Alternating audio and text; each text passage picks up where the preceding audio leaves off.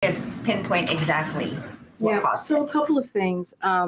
So look, nothing is more important to this administration, to this president, than the health and the well-being of our workforce. So that is a priority for this president. With bipartisan support with Congress, we have focused on ensuring that our colleagues and their families. Unless you're a small town worker in some small towns like in Ohio, then we don't really care about you. Pretty much shown that, right? If you're a Trump voter, we don't really care. Surge resources to help advance our understanding of the AHI reports to date and examine all possible explanations to be transparent with the workforce, because we believe that's what they deserve, and with the American people as well. But what the IC has learned, and we would refer you to clearly. Clearly, I should have went to makeup because I have a zit or something. Sorry about that. Judgments that the IC released, that's something that we clearly would recommend to them. But it is important to note that what the director of the National Intelligence said and underscored today is that today's IC assessment does not call into action the very real experiences and symptoms. Like, we acknowledge that, and we understand that people are truly went through an ordeal. And so, and that's something that clearly our colleagues and their families had to deal with. So our commitment and the president's commitment to the health and safety of U.S. government personnel remains unwavering. And this is why the department. Have you ever seen a press secretary who has to look down at the briefing book so many times to know what to say? I mean, shouldn't this kind of like just roll off her mouth, off her tongue? I mean, I just never, ever seen a press secretary look at the book so much to like it's an open book test. I mean, I have upon occasion, you get some wacky question about something and, you got to look it up in the book. I get that, the briefing book. But she's just like reading straight off of it. You and I could do a better job. To follow up on that, is the president satisfied with that report, with that assessment on the Havana syndrome? Look, I'll say this, what's important to the president is that we take this very seriously, as the intelligence community has. And you saw the assessment. They laid it out pretty clearly from ODNI. What we are committed to is making sure that our workforce and their families get the assistance that they need through the medical care. And look, the work is ongoing. It continues. So that extra special financial support that came from the Havana Act that the president signed, the White House still believes that the people who are suffering from these symptoms, even with this assessment now, that those people should still get that extra financial support. Absolutely. Yeah, absolutely. But I do want to send a message to the American people. Look, it is important, again, for the health and wellness of our workforce to be a priority. And that's what you saw from the intelligence community. All right. So what she's talking about right now is that the Washington Post just released this big story that says the Havana syndrome wasn't Russia's fault. So, you had Nicole Wallace and a bunch of people running around saying Havana syndrome, it's Russia. Apparently, no. Apparently, there's nothing to do with any foreign influence relative to Havana syndrome. I'm not sure if they actually determined what it actually is, but it has nothing to do with any type of foreign influence or laser rays or radio waves or whatever Nicole Wallace was speculating. It had nothing to do with that. Even though for probably like years, she was pounding the drum, especially her, that this was somehow Russia.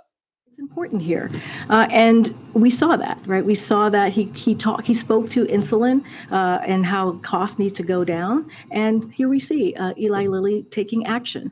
And so, look, this is something that he's going to do. Using the bully pulpit as the president of the United States is an incredibly powerful tool, and the president uses that in a very important way, not just to talk to. She's trying to get credit here for the whole Eli Lilly lowering insulin.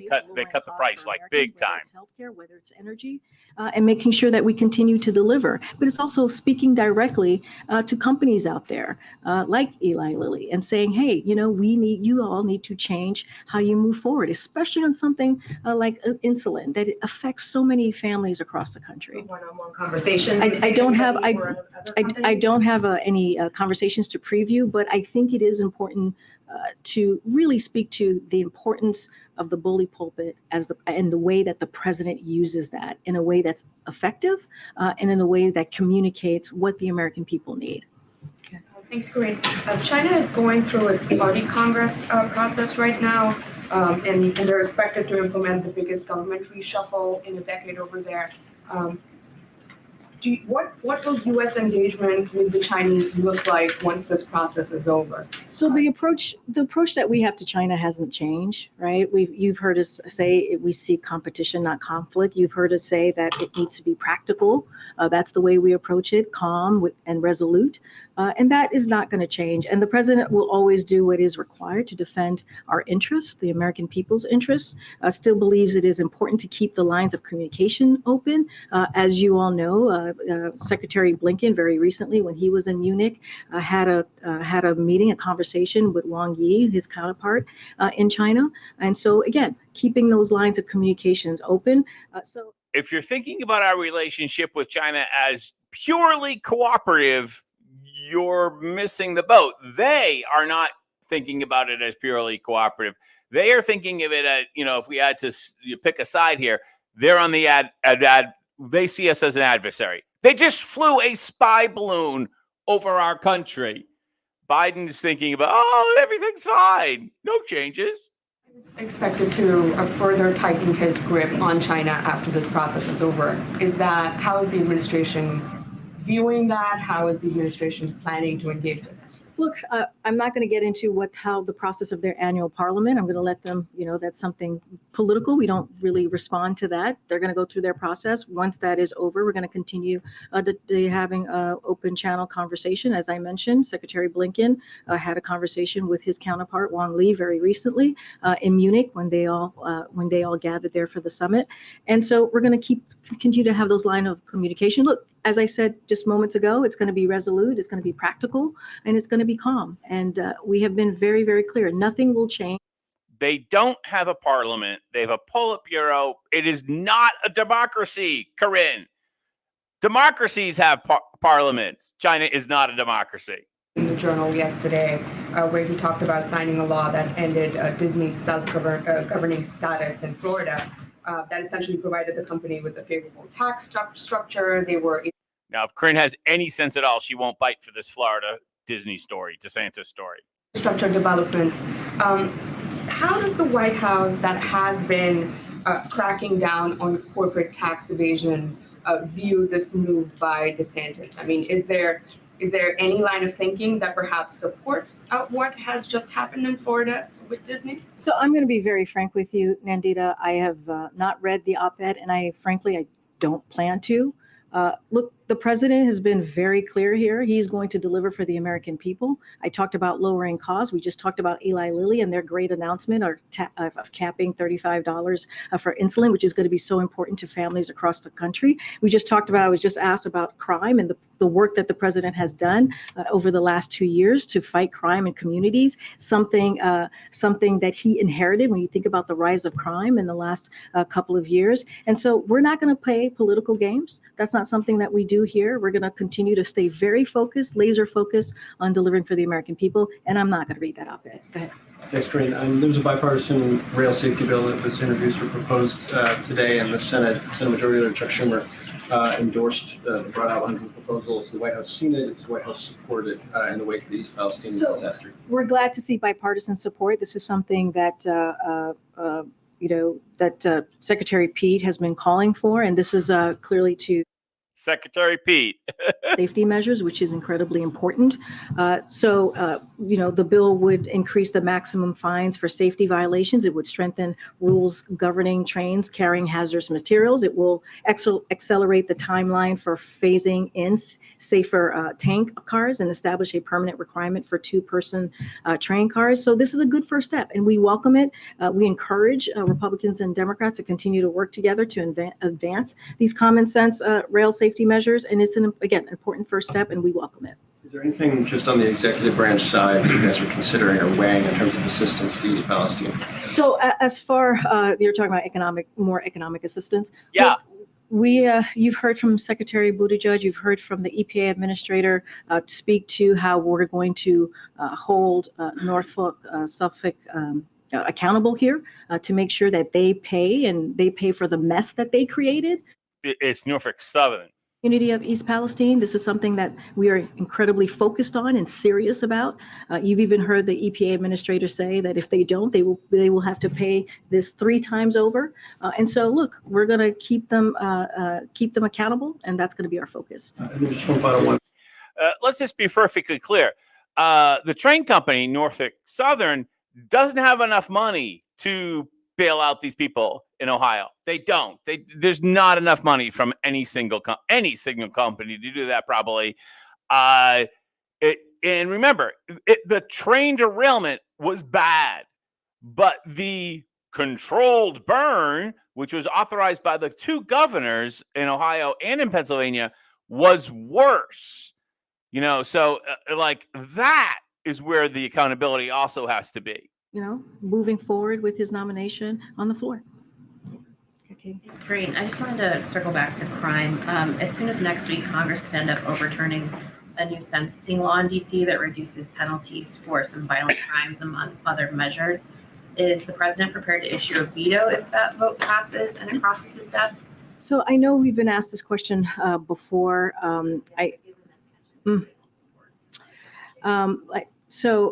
Look, the president takes this very seriously when it comes to crime. I'm not going to get ahead of what the decision is going to be or what it's going to ultimately look like. Don't want to get too much into hypotheticals, but what I can state clearly, and I've said this before, the president is very committed to make sure that our communities are. He should be committed. That's why he put forth a plan very early on, making sure that we put more police in communities, that work with communities so that they feel safer. And you'll see that as it relates to funding, you'll see that in his budget next month. I'm not going to get into too much of hypotheticals from here, but the president, I believe, in the last 2 years and throughout his career, has shown his dedication in making sure that we keep communities safe. Okay, and just a second one, since it's March 1st, do you have any information about the president's planned trip to Ottawa this month? It's been reported that he's going to be visiting. Nothing to preview at this time. I wanted to ask you about the student loan arguments that were before the Supreme Court yesterday, and many justices seem to take issue with the. Where's Ducey? Or the Fox person? Where are they? Already forgiven and are kind of in limbo right now. What's her name? Heinrich? Criticism from a lot of the justices. Are there any plans from the administration in the event that you don't have the authority or the authority is struck down? So a couple of things. The plan that we put forward in August is the plan that we have, right? Which is also a plan that you heard the Solicitor General really defend in a very strong and powerful way yesterday, and that's our plan. And we believe in our legal authority to get that done, to get it implemented. And let's not forget, it is a good plan. It is a plan that's going to give. All right, let's understand perfectly what's going on with this plan. And this is a big picture Biden administration strategy, whether it's the rent freeze that we talked about during the pandemic, is to roll out an executive order, and they don't really care whether it's legal or not because they get it out there. They put a stake in the ground and then they litigate it, and then maybe it's constitutional, but at least they got their way for like a year and a half or more before it actually runs it all the way up to the Supreme Court. That's their strategy on so many things. breathing room. I guess my question is, if that plan is deemed unconstitutional, is there a backup plan? No, I just said that's our plan. This is our focus right now is getting this done. You saw the Solicitor General really give a strong argument yesterday in front of the highest court of the land. There's a reason why we took it to the Supreme Court, because we believe that we have legal authority. And let's not forget who this helps. It helps teachers. Let's not forget the politics of it. Police officers. That is who we're talking about, and giving that extra little time, an extra breathing room to make sure that they can either start a family or buy a house. And let's not forget, when that happens, when that occurs, it actually puts money back into the community and helps the economy more broadly. Thank you. Follow up on. Because when you're spending other people's money, it makes it free. Floor, my friend. A follow-up on Mayor Garcetti's nomination. Looks like he doesn't have the bipartisan support, as this week Florida Senator Marco Rubio placed a hold on his nomination along with 6 other senior diplomatic positions, including Rich Verma, Geeta Rao. What do you have to say on that? Is President calling these senators, some of the senators, to get these nominations through the Senate? I mean, it's basically what I just said. We think that Eric Garcetti is qualified to serve this vital role. That's why the president nominated him, right? The president nominated him because he thought he had the experience to be the U.S. ambassador to India. And as I mentioned moments ago to one of your colleagues, he received bipartisan support going out of committee, and we would like to see the Senate to move him forward and to continue getting that support. One more. Secretary Blinken landed in Delhi today to attend the G20 foreign ministers meeting, attend Quad foreign minister meeting. Garcetti's going to India. I did not know that, and I don't know much about it, but does he have any qualification or connection to India? I don't know. I'm just throwing it out there. Relationship, and express our commitment to continue working together and in groups like the Quad to advance economic growth for our two countries and expand cooperation as we have our shared priorities. So that's what you're going to hear from Secretary Blinken. That is the message that he will deliver. Thank you. Good night. Thanks, great. Just following up on the Havana Act, which technically stands for the Helping American Victims Afflicted by Neurological Attacks Act. The predicate, obviously, of that law that the president signed is that these are attacks. And now the intelligence community is saying that No attack. well, 7 agencies are saying that it was either unlikely or very unlikely. Why is there no consensus? We don't have a consensus on the lab thing, but now we have a consensus on the Havana thing. Huh. Government gets care, but that's not what this law outlines. This law outlines care for those who have been the subject of attacks. Is that a concern of yours, and how do you plan to? Look, I think what the president wants to make sure that occurs, that happens, is that we show our commitment to government employees, to the workforce, as they're going through a real issue here. This is a real problem that they have all experienced. And so we want to make sure that they continue the medical care that they're getting, that they get the resources that is needed as they're working for the U.S. government. That doesn't take that away. And so that is a message that we're going to send to the workforce, the U.S. government federal workforce, and also the families who are going through this, the individuals who are going through this right now. And I think that's an important message for the president to send. They had a real experience that they all went through, that they reported, that clearly the intelligence community looked into to see exactly what it was. They have a conclusion. They came up with assessment. I would leave it to them to speak directly to that. But it doesn't take away what they went through. And so the president is committed to that. And I think that's the message that we want to make sure it goes forward. Just quickly following up on that, now that this assessment is in, does the White House feel as if this is a settled matter, or does he have? I would refer you to the ODNI on their specific assessment and where they are and what they concluded. I'm not going to speak to that from here. So obviously, since it's not an attack, the theory is that these folks would now no longer be eligible for the benefits, but the White House is going to give them the benefits anyways. Because Can you say, is the president looking for a more dovish counterbalance to Jay Powell, which is what some progressives would prefer, or is that not a factor in this search? Look, this is a priority of making sure that we fill this vacancy. It's a priority to this president. I'm not going to get into specifics on what the president's process is, but I would tell you that he thinks it's important to get that vacancy filled, and he's going to clearly continue to make that a priority, and we hope to have something to share in the near future.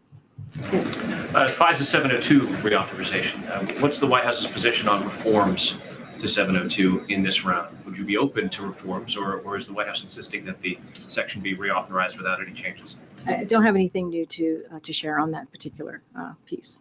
Okay. If I could go back to the question about the D.C. Council action and the likelihood that the Senate will send the president a bill, forces him to make a decision.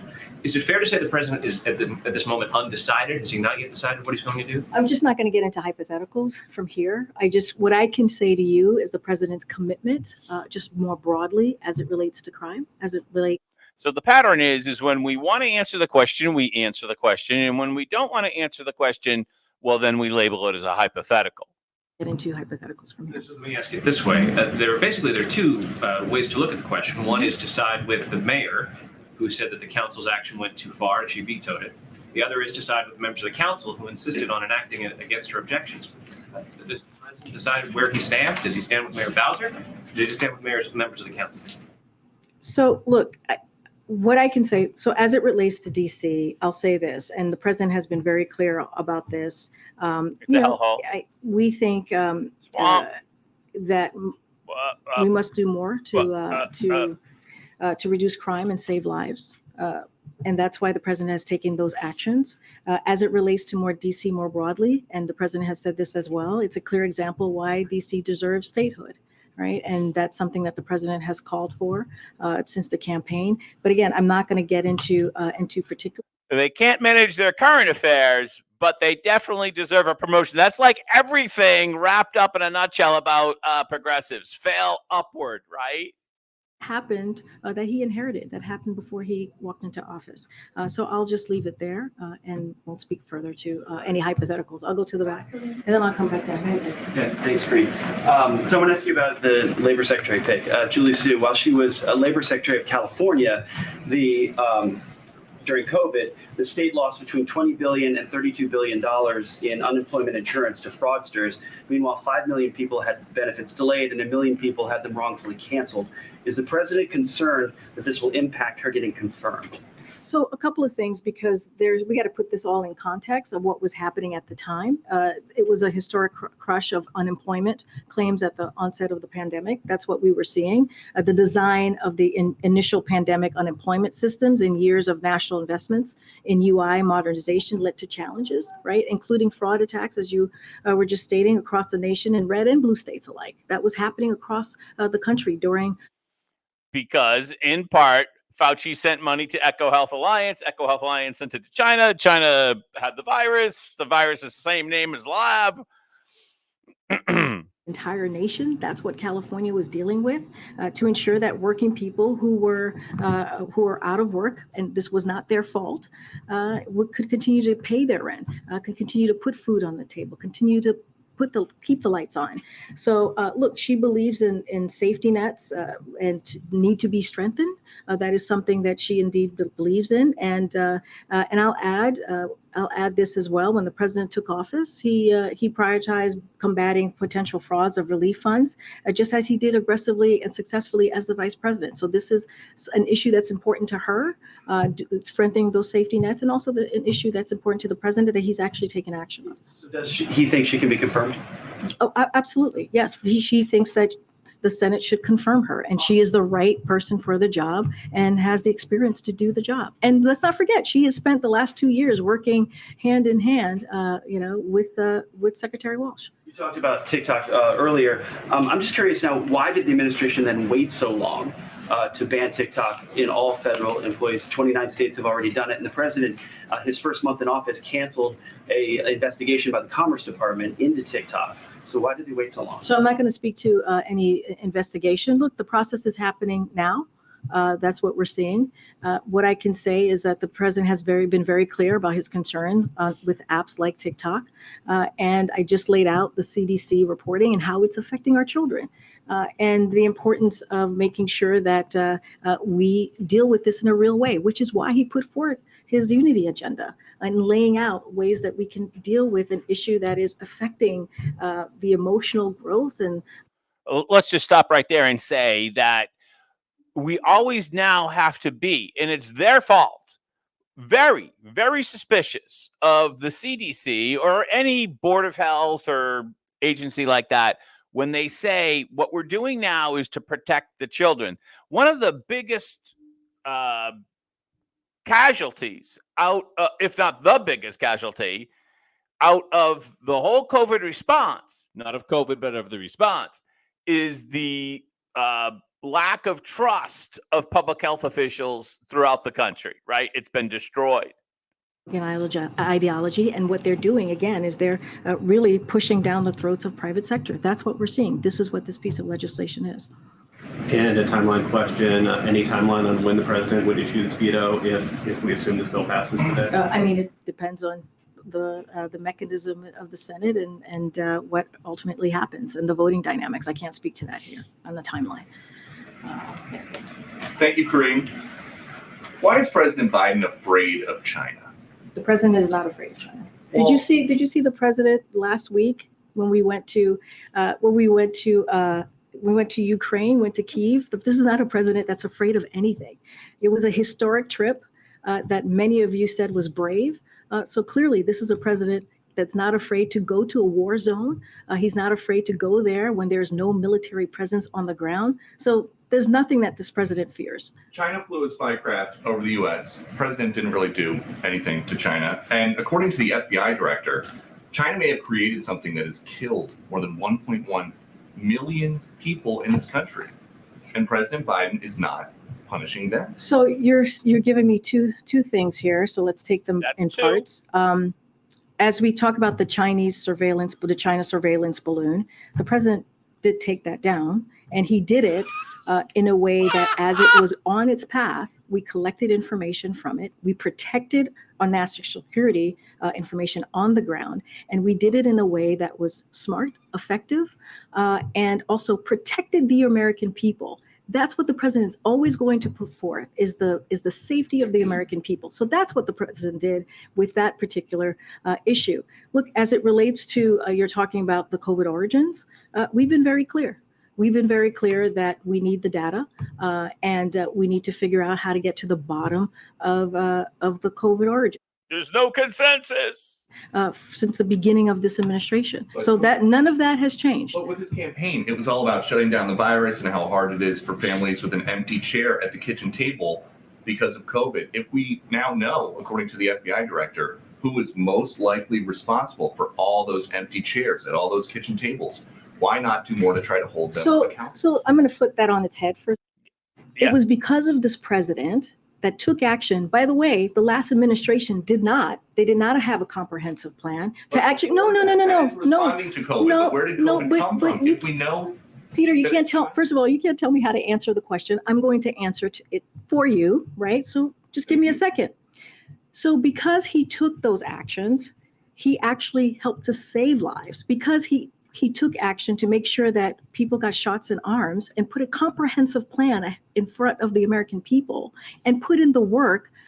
We actually were able to get to a place where COVID is not gone, but we now are in a place, we're in a different place in the pandemic. And that's because of the president. And that's because of his leadership. So let's be very real about what the president has done over the last 2 years to take on COVID, to make sure that the economy is growing again. We're not talking about taking on COVID. We're talking about taking on the Chinese who created COVID. To your question about COVID origins, as we know, we have seen many different conclusions, right, from the intelligence community. Some of them have made some conclusion on one side. Some of them have made conclusions on the other side. Some of them say they don't have enough information. So I want to be also very careful there as well. And it was because of this president, very early on, the first several months of his administration, he went to the intelligence community and said, we need to figure out how to get to the bottom of this. We need to figure out how this all occurred. Which she's now saying they haven't done it. No consensus, even though the FBI director says so. It included clearly the Department of Energy that has national labs. And so now they're continuing to double down and try to get to the bottom of this. Our relationship with China has not changed. It is very different, very clear, very different than how we've seen it in the last administration. All right, I'm going to continue. Maybe it should change. Just a separate thought on China, if I can quickly. The administration's constantly described the relationship between the U.S.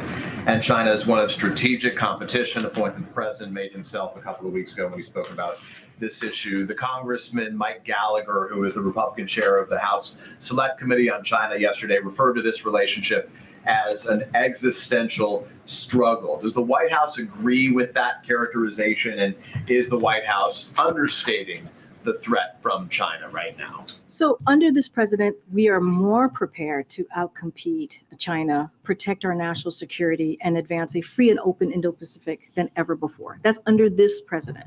And that's because of the work that he's done in the last 2 years, and also the experience. This is an experienced president, as you know. He spent more than 30 years in the Senate. All right. So we're not going to pick on China because Russia, right? Right. We have to save the Ukraine while our border is being invaded.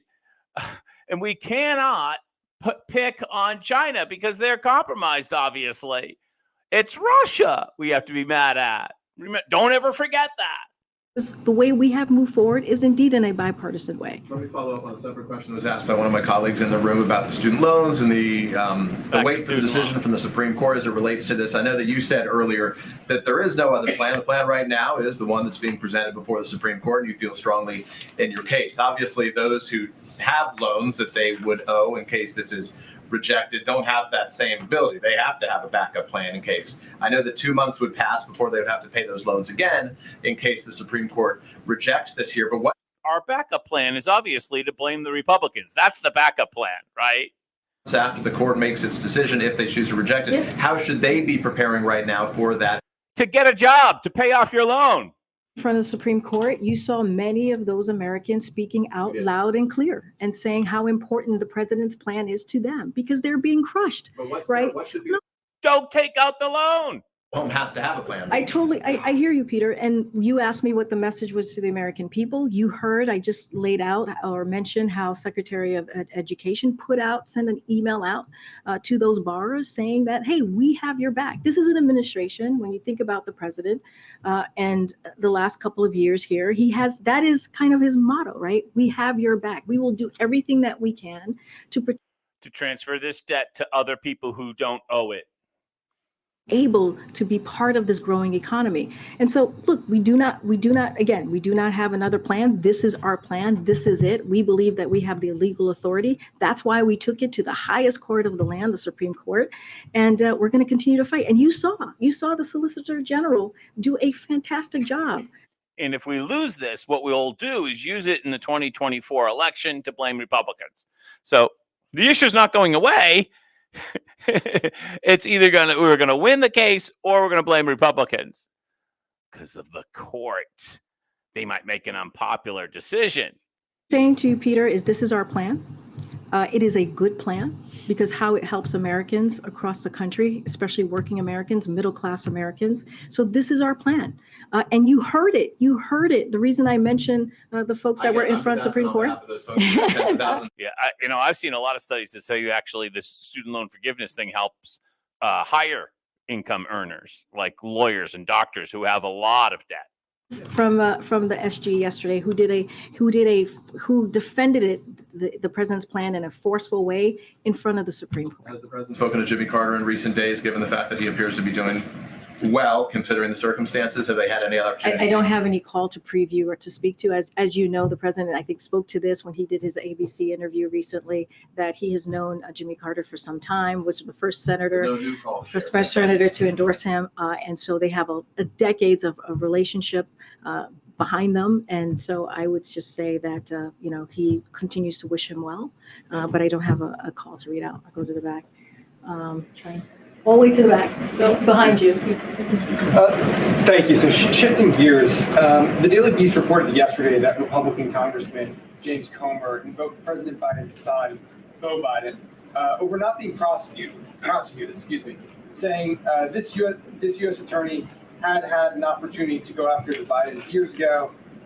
He goes on to say it was Beau Biden, the president's other son, that was involved in some campaign donations from a person that got indicted. So I'm wondering if the White House has a response to Chairman Comer invoking Beau Biden, and whether the president thinks it's potentially, if Mr. President thinks it's potentially appropriate that Mr. Comer investigate his deceased son. No, it's completely inappropriate. And it's ugly, the comments that he made. And it says a lot about the chairman, which is not good, by the way. She's taking on Comer right now. He must have said something about an investigation or something. Incredibly ugly and inappropriate. And here's what I would say. Instead of House Republicans focusing on attacking the president and his family, why don't they actually focus on what the American people put them in office to do, which is to deliver for them, which is to actually work with their colleagues, the Democratic colleagues, the president, to actually put forth pieces of legislation or put forth policies that's going to make a difference in their lives. And you don't have to listen to me. You can look at the results from. Okay, so you can see the angle here. They're going to be running in 2024 against a do-nothing Congress. That's part of the strategy right now. Congress is not going to get anything done because it's divided. And so that opportunity there is to run against the do-nothing Congress. But that's not what House Republicans are doing. Instead, they want to do political stunts. Thank you. Way in the back. Way in the back. Thank you. Way in the back. Go ahead. Thank you. The Attorney General Merrick Garland was testifying up on the Hill today, and he was asked a lot about fentanyl. I have a few questions for you on that front. He was asked by Senator Graham. Senator Graham said, quote, "Would you agree with me that whatever we are doing as relates to sentencing guidelines is not working?" And the Attorney General said, "I would agree with that because of the number of deaths that you pointed out." Does President Biden believe that sentencing guidelines around fentanyl deaths need to get stricter? I just caught a bit of the coverage. I didn't catch all of it. And I will say that the Secretary or the Attorney General spoke to a number of issues from what I understand. What I know for sure that he spoke to the Justice Department's independent work and his commitment to rule of law. I'm just not going to go beyond that. The Attorney General was asked if he opposes making the senior most cartels being labeled as foreign terrorist organizations, and he said he would not oppose that. Again, I only saw a bit of the coverage. So surprisingly, I think that is news. The AG said today that he would not oppose cartels being labeled as, I think, foreign terrorist organizations. There's a particular designation. I don't know if the Democrat AG has said that before. You could fact check me, but we clearly have on our southern border basically a failed narco state. The cartels operate the border. We do not. Think about the work that this president has done. It has been very much focused on making sure that we keep our family safe, making sure that we keep our community safe, and getting fentanyl off the street. And we've done that They don't care about getting fentanyl off the street. They want the border open so that they can get these voters. I mean, that's what it is. They'll kill 100,000 Americans a year in order to get these new voters in a generation. Come off the streets because of the work that the president has done, because of what he is committed in protecting the border security, making sure that he put forth historic funding. There's still more work to be done. We would like to do that work with Republicans. Yeah, how about build the wall? That's some work that can be done. They want to take away that border security funding. They want to defund the FBI. But the president is using the tools that are in front of him right now on the executive level to make sure that he does everything that he can without the help of many Republicans in Congress to make sure that we keep community safe. And that's what he's going to continue to do. Go ahead, way in the back. Owen? Thank you, Corinne. Two questions for you, please. Thank you. Number one, just recently in California, a very tragic story. Catholic Bishop David O'Connell, Auxiliary Bishop of Los Angeles, he served the area for 45 years, ministering to migrants, the poor, victims of gang violence, known as the Peacemaker. And he was gunned down in his home, murdered, just a few weeks ago. I know the White House is aware of it, but do you have a statement or at least something you want to tell the faithful there in Los Angeles? Absolutely, and I appreciate the question. We do have something that we want to share, which is the President and the First Lady joined Archbishop Gomez, the Archdiocese of Los Angeles, and the entire. Well, that sounds like a planted question, because maybe they haven't gone on the record about this yet. And this was an awful, awful crime, which was committed allegedly by the husband of the priest's or bishop's house cleaner. And apparently maybe a financial dispute. They haven't come out actually and said what the actual motive was. But the bishop, it was just horrific, was shot in his house, in his bedroom. Absolutely horrific. That question seems planted just so that the White House could go on record. General have written a letter, and they say, quote, anti-Catholic bigotry appears to be festering in the FBI, and the Bureau is treating Catholics as potential terrorists because of their beliefs. Again, they wrote that in reaction to that leaked document. So my question is the president aware of that document? And what would he tell Catholics seeing these headlines who might be worried they're coming after us, the feds, because of our faith? So I have not seen this leaked document. I've not spoken to the president. I haven't seen it, so therefore I haven't spoken to the president about it. So I just don't want to get ahead of that. Okay. Happy to. Thank you. About the Labor Department's ESG rule, I have a follow-up question on that. Today, Senator John Tester joined Senator Manchin, and he voices opposition to this ESG retirement rule. I understand the president will veto this bill, but what's your reaction to his statement today, and how does the White House feel about growing opposition to the ESG investment in Congress and in general? Well, I spoke to this at the top of the briefing, and I laid out where the president is on this. As it relates to the dynamics of the Senate and where this is going to go, I leave that to Senator Schumer. That's something for him to speak to. What I can say, if this bill reaches the president's desk, he will veto it, and I'll leave it there for now. Okay. Thanks a lot. I want to ask you about Merrick Garland's testimony today before the Senate Judiciary Committee. He was asked a number of questions in regards to Hunter Biden and the ongoing investigation that's being conducted by the U.S. Attorney in Delaware. And during that particular testimony, he said it would be a national security problem if the president's son had been receiving payments from a foreign government as a means to influence the administration. Do you agree with that statement from the chief law enforcement officer of the U.S.? We're going to continue to be prudent from here and not speak to any investigation that is currently underway by the Department of Justice. And when it comes to well, obviously the AG felt compelled to answer the question, but she doesn't want to. And the question again was, theoretically, if a child of a president was getting paid to influence the administration, would that be a problem? And the obvious answer is yes, Hunter Biden. Brazil on Sunday. As you well know, the president of Brazil was just here meeting with President Biden. President Biden lauded the shared values of both countries. Do you have any issue with Iranian warships docking in port in Brazil? And so we've been very clear when we've been asked these types of questions or meetings or any engagement. We just won't speak to that from here. I would refer you to the respective countries. I'm just not. She punts. We got Iranian warships stopping in Brazil, who's supposed to be our friend, right? Under this new kind of semi-communist socialist leader. And she punts. She won't even answer the question. Ask you about the cases before a judge in federal court in Texas about abortion medication. I mean, they've got the estimate that Iran is like 12 days away, or if they want to do it, they're about 12 days away from making enough material for the nuclear weapon.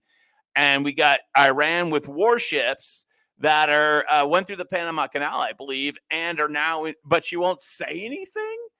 Wow, these people are such wimps, such wimps. Relatively hostile to this administration. I just got to add one more thing. My belief is just a matter of time before Israel strikes Iran and takes out this weapon capacity, as they did in 1981 in Iraq. And devastating to women's health, and we may find ourselves in uncharted territory. And so we're closely working with the Justice Department and HHS on this, on how to be prepared for any range of potential outcomes. And so we'll continue to do that. We'll continue to be steadfast. We're monitoring this and waiting, like all of you, to see where the decision goes. But again, we're not taking this lightly. We're taking this very seriously. This is going to be, depending on where this goes, this could be unprecedented and uncharted territory. And we're going to continue to do our work internally to see how we would respond. I also wanted to ask you about education for practitioners, doctors who perform abortions in certain states. When they're in medical school now, it's difficult to get practice with the procedure given that it's so limited or restricted. Vice President Harris had expressed interest in working on that issue, either by sending students to other places to get practical experience or other ideas. Can you provide any update on that? And if the question is, if I understand it correctly, I could be wrong here, but in some places it's difficult to train doctors on abortion because there's not a lot of abortions going on. And Vice President Harris is stepping in to be the leader on that. Isn't that a good thing? Remember when the Democrats wanted it to be safe, legal, and rare? Remember that Clinton quote? Our plan is what we laid out in August. That is our plan. And we believe it's a good plan as it delivers, as it relates to the American people, middle-class Americans, as it relates to working people. This is a plan that's going to give relief to tens of millions of Americans across the country. And we heard from many of them yesterday in front of the Supreme Court. I'm just not. And will give relief to those people. It'll shift the burden for paying for those loans to us who didn't take them. Perfect. Solicitor General, she made a very strong case for why the president's program is important. And I'm just going to leave it there for now. It doesn't matter if the program's important. It matters if the program is legal. The national security concerns, do you still feel like that's an appropriate way to engage with that? So look, as I've mentioned before, the White House clearly does not use TikTok. But one thing that we do believe in is meeting the American people where they are. And the reality is, many of them, millions of them, are on this app. So we engage with people who are using their own platforms. It's up to them on how they use the content. But we've always said from here, this is something that we have said for a long time, that we're going to try to communicate with the American people and meet them where they are. But we're also have been clear about the concerns that we have with this, with apps like TikTok, and that's not going to stop. Thanks, Jane. We've just learned the TSA officers at a Pennsylvania airport stopped an explosive device from getting onto a plane Monday. Do you have any comment on that? I hadn't heard about I don't that. have any comment from here at this time. I would have to talk to our team. More broadly, do you have a message to Americans who are hearing about flight safety incidents, close calls, devices on planes? How can you ensure that the airs are safe, the air is safe? Well, Secretary Buttigieg has been on the airwaves He's on it. the last couple of months on this, speaking to our commitment to making sure that we keep Americans safe, especially Americans who are clearly flying. And so we're going to continue to do that. Don't worry, Mayor Pete is on it. I can't believe she just said that. 3 recent objects. One of the reasons the president took the actions that we took was because we wanted to make sure that we kept civilian airways safe. So you've seen him take really bold actions in that way. But as it relates to just what we've been seeing the past couple of months and just most recently. Look, we're going to do everything that we can to make sure that that Americans feel safe flying. I know there's an FAA investigation on this most recent incident, and so we're going to see where the investigation goes and how we can prevent that. All right, thanks everybody. See you tomorrow. Oh God, it's over. They've cut the feed. There she goes, smiling away. Bye-bye. All right, it's over. And they all get on their cell phones. Okay, great. Hey, thanks for watching. I'm John F. Gately here in beautiful Plymouth, America's hometown. Little overcast here in Massachusetts. Have a great day behind enemy lines. Talk to you later. Bye-bye.